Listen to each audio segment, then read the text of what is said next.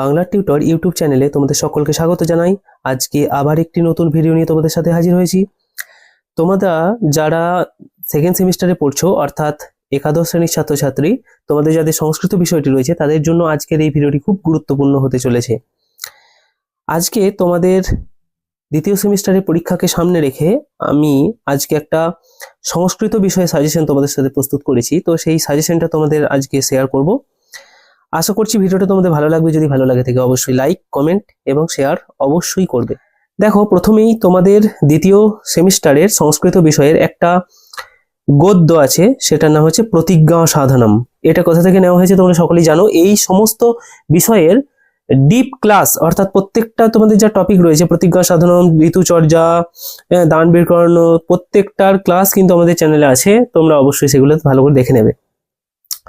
দেখো এখান থেকে কি কি প্রশ্ন ধরা হয়েছে। দেখো, এক ষোড়শ বর্ষ দেশীয় গৌর ইউ বা হায়েন পর্বতশ্রেণী, এই যে লাইনটি দেওয়া হয়েছে, এখানে কার কথা বলা হয়েছে? উদ্দৃষ্ট ব্যক্তি দৈহিক গঠন ও পরিশ্রান্ত শরীরের সংক্ষিপ্ত পরিচয় দাও হলো। তারপরে তাবৎ अस्माकद উত্থিত মহান ঝঞ্ঝাবাত, উদ্ধৃতি কোথা থেকে নেওয়া হয়েছে? কখন প্রবল বৃষ্টি এবং ঝড় এলো, অন্ধকার কিভাবে দ্বিগুণ হলো, এটা বলা হয়েছে। তারপরে সন্তত্বানগন্দ্রণস্য চ ভয়ানকেন সনেন কবলীকৃতমিব গগনতলম, এই যে লাইনটা, এখান থেকে দেখো যে প্রশ্নটা ধরা হয়েছে যে দুর্গম পথের বর্ণনা দাও, কিভাবে আকাশমণ্ডল আচ্ছাদিত হলো, রঘুবীর সিংহ এই প্রাকৃতিক দুর্যোগেও কি প্রতিজ্ঞা করেছিল। তারপর আরেকটা শেষ প্রশ্ন, অর্থাৎ তোমাদের প্রতিজ্ঞা সাধনম টেক্সটটা থেকে আমি 4টে প্রশ্ন ধরেছি। প্রতিজ্ঞা সাধনম টেক্সটটা থেকে 4টে প্রশ্ন ধরা হয়েছে। দেখো, আরেকটা হচ্ছে কোহপি শিববীরস্য বিশ্বাসপাত্রং সিংহদুর্গং ততশৈব পাত্রমাদায় তরণদুর্গং প্রয়াতি, এখানে কার কথা বলা হয়েছে? এখানে কার কথা বলা হয়েছে তোমরা সকলেই হয়তো এখন টেক্সট পড়ে নিয়েছো, তোমরা সকলেই হয়তো বলতে পারবে। যেখানে রঘুবীর সিংহের কথা বলা হচ্ছে, উদ্দিষ্ট ব্যক্তির সম্পর্কে তোমরা আলোচনা করো, সংক্ষিপ্ত আলোচনা করো, অর্থাৎ রঘুবীর সিংহ, তার দৈহিক বিবরণ এবং একটু তার পরিচয় দিতে হবে। তারপরে ঋতুচর্যা, ঋতুচর্যা থেকে তোমাদের ঋতুচর্যার সংক্ষিপ্ত বিষয়বস্তু পড়তে পারে। আর একটা দেখো, হেমন্তে অভ্যাসে তয়স্ন চায়ুর্ণ হিয়তে, এরকম একটা লাইন তুলে দিয়ে, দেখো এই লাইনটা তুলে দিয়ে তোমাদের প্রশ্ন করতে পারে যে এটা কোথা থেকে নেওয়া হয়েছে, কোন ঋতুর কথা এখানে বলা হয়েছে, এই ঋতুতে কোন কোন দ্রব্য ব্যবহার করলে আয় ক্ষয় হয় না, এই ঋতুতে কোন কোন দ্রব্য বর্জনীয়। তারপরে বলা হয়েছে দেখো, তদ্মাদ হৈমান্তিক সর্বশী শিরবিধির সাথে, উদ্ধৃতির তাৎপর্য ব্যাখ্যা করো, এরকম প্রশ্ন এখান থেকে আসতে পারে। অবশ্যই দেখে রাখবে এগুলো। বসন্তে নিশ্চিত শ্লেষা, এখানে শ্লেষার কথা, শ্লেষা কথার কি অর্থ, বসন্তকালে শ্লেষা কিভাবে আসে, মানে দূরীকরণের উপায় কি, মুক্তির উপায় কি, সেটা আসতে পারে। ক্ষুইরা জগত স্নেহং স্নিগ্ধম অন্যপানম তদাহিতম, এখানে কার কথা বলা হয়েছে? ময়ূখ শব্দের অর্থ কি? সূর্য কিসের দ্বারা কার রস পান করেন, এই কালে কি করা উচিত এবং কি বর্জন করা উচিত, এই সমস্ত।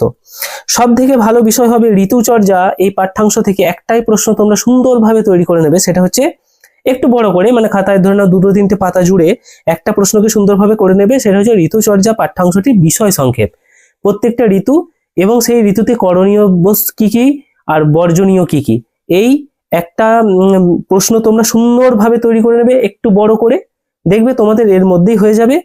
আর এই টেক্সটের উৎস কোথা থেকে নেওয়া হয়েছে সেই বিষয়গুলো একটু মনে রাখবে, তাহলেই তোমাদের এখান থেকে মোটামুটি যাই প্রশ্ন আসুক তার উত্তর কিন্তু তোমরা অবশ্যই দিতে পারবে। ঠিক আছে।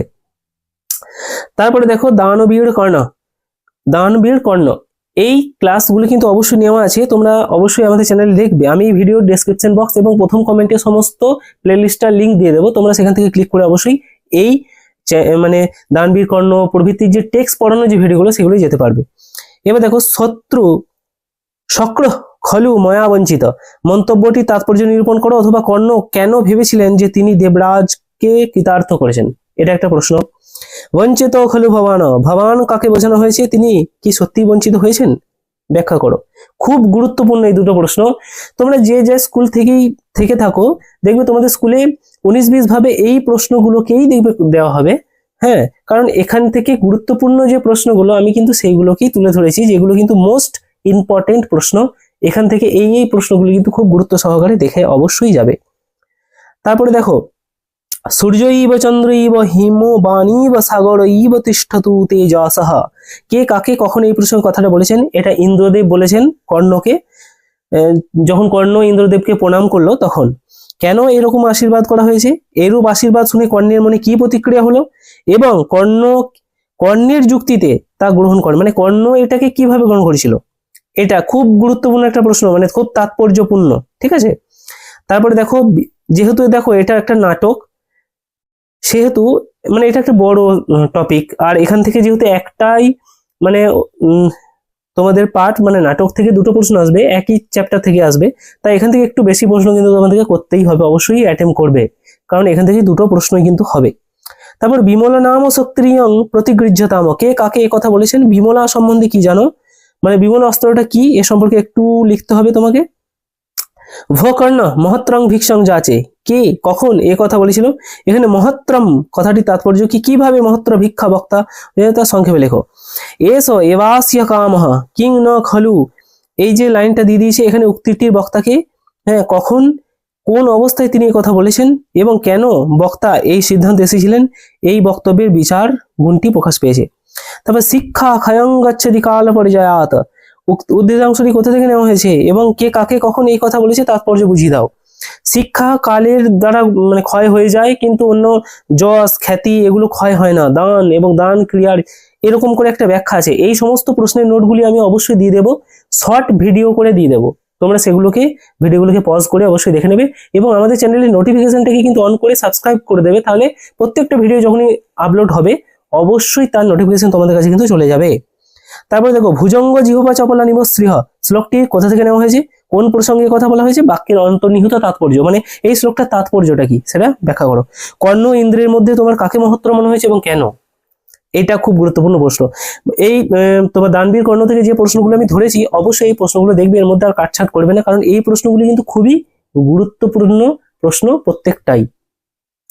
এবার সংস্কৃত সাহিত্য ইতিহাস থেকে মোটামুটি যে টপিকগুলো তোমরা দেখবে, অর্থাৎ যে টপিকগুলোকে ভালোভাবে দেখে যাবে, সেগুলো হলো দেখো যে অথর্ববেদের কয়েকটি সামাজিক বিষয় নিয়ে আলোচনা করো, অর্থাৎ অথর্ববেদের যে সামাজিক দিকটা সেটা। স্বর বেদাঙ্গ কি, অর্থাৎ বেদাঙ্গ 6টি আছে এবং সেগুলি কি কি তাদের একটু পরিচয়। নিরুক্ত কাকে বলে, নিরুক্ত সম্পর্কে একটু পরিচয় দাও। ঠিক আছে, আর মহাভারত যে পাঠটা আছে তোমাদের সংস্কৃত সাহিত্যের ইতিহাস থেকে, সেখান থেকে কি বলা হচ্ছে না, শ্রীমদ্ ভাগবত গীতা এর একটা সংক্ষিপ্ত পরিচয় বা টিকা, হরিবংশের একটা টিকা। হরিবংশ কি না, মহাভারতেরই একটা অংশ। ঠিক আছে, রামায়ণ ও মহাভারতের পূর্বাপর্ব কথার মানে হচ্ছে রামায়ণ আগে না মহাভারত আগে, এই যে কাল অর্থাৎ সময়ানুক্রম, অর্থাৎ মহাভারতকে আমি আগে বলবো না রামায়ণকে আগে লেখা হয়েছে বলবো, সেই যে ব্যাপারটা সেটাকে বলা হয় পূর্বাপর্ব। এবার ভারতীয় সাহিত্যে মহাভারতের প্রভাব সম্বন্ধে নাতি দীর্ঘ প্রবন্ধ লেখো। প্রভাব বলতে ভারতীয় সাহিত্য, মনে করো ভারতের বাংলা, ইংরাজি, হিন্দি যা যা সাহিত্য প্রচলিত আছে সেখানে আমাদের যে এপিক অর্থাৎ মহাকাব্য মহাভারত, সেই মহাভারত কি ভূমিকা সেখানে নিয়েছে, অর্থাৎ মহাভারত থেকে কি কি কাব্য কি কি গ্রন্থ আমাদের ভারতবর্ষের সাহিত্যে পাওয়া গেছে, সেগুলো তোমাদেরকে একটু একটু করে লিখতে হবে, সামান্য। ঠিক আছে, ভারতীয় সমাজ ও সাহিত্যে এই মহাভারতের প্রভাব, ওই প্রশ্নটাকে ঘুরিয়ে এভাবে দিতে পারে। আর একটা আছে গীতিকাব্যের পাঠ, তোমাদের গীতিকাব্যের পাঠ থেকে কি কি আসতে পারে না, গীতিকাব্যের পাঠ থেকে যে কোনো দুটি সংস্কৃত গীতিকাব্যের বিবরণ। দুটি সংস্কৃত গীতিকাব্য সাধারণত মেঘদূত আর গীতগোবিন্দম, এই দুটো তোমরা একটুখানি টিকা ছোট ছোট করে যাবে, ব্যাস এ কটাই। তাহলে এই প্রশ্নগুলি মোটামুটি তোমরা দেখে যাবে। তোমরা যদি প্রশ্নগুলিকে লিখতে চাও অবশ্যই ভিডিওটাকে পজ করবে এবং সুন্দর করে খাতায় সাজিয়ে লিখে নেবে। তো আশা করছি আজকের এই ভিডিওটা তোমাদের ভালো লেগেছে। যদি ভালো লেগে থাকে অবশ্যই লাইক, আর কিছু বলার থাকলে, নতুন কোনো ভিডিও সাজেশন তোমাদের দেওয়ার থাকলে অবশ্যই সেটাকে কমেন্ট করে জানাবে। আমি চেষ্টা করব তোমাদেরকে যত তাড়াতাড়ি সম্ভব সেই ভিডিও তৈরি করে দেওয়ার।